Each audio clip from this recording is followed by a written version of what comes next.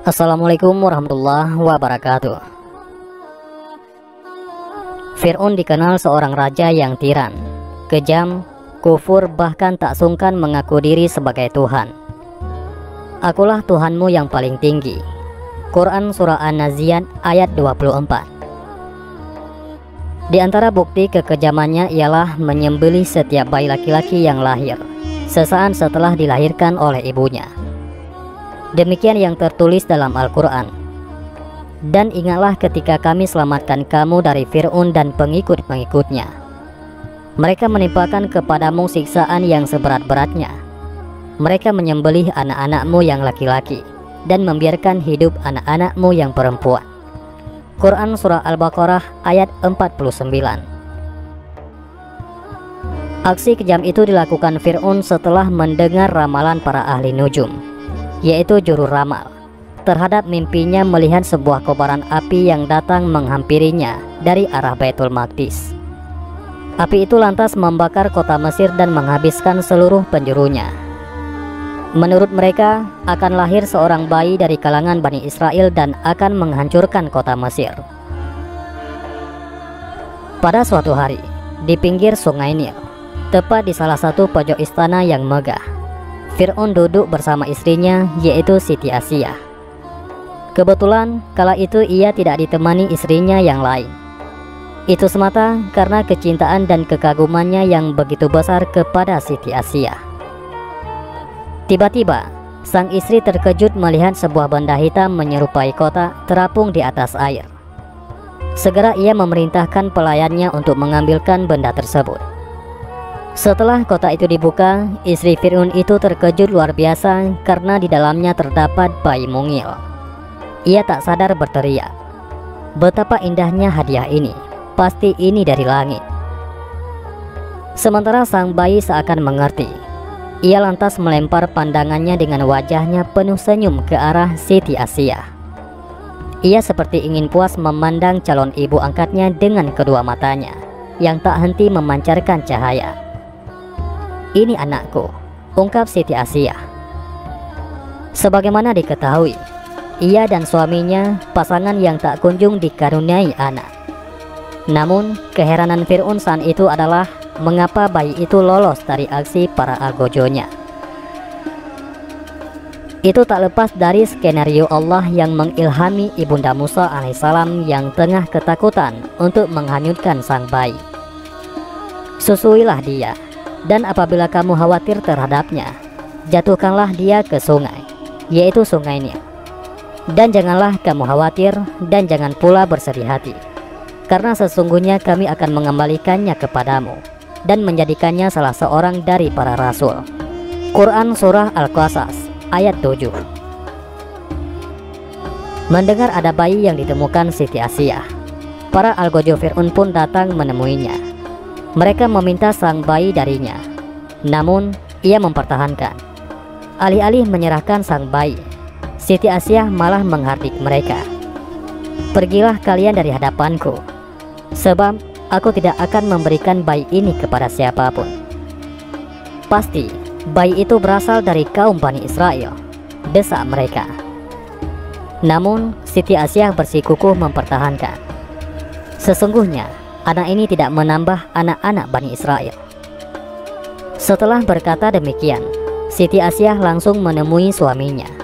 Ia meminta pertolongan dan belas kasihnya, sebagaimana yang tertulis dalam Al-Quran.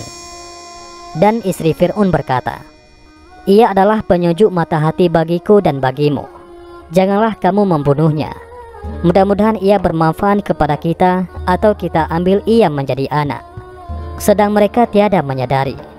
Quran Surah Al-Qasas ayat 9. Sambil marah, Fir'aun menjawab, "Anak itu hanyalah penyejuk hatimu, sedangkan aku tak membutuhkannya sedikit pun." Namun Siti Asyah terus memohon perlindungan agar suaminya tak membunuh sang bayi. Fir'aun menjawab, "Tidak, anak itu tetap harus disembelih.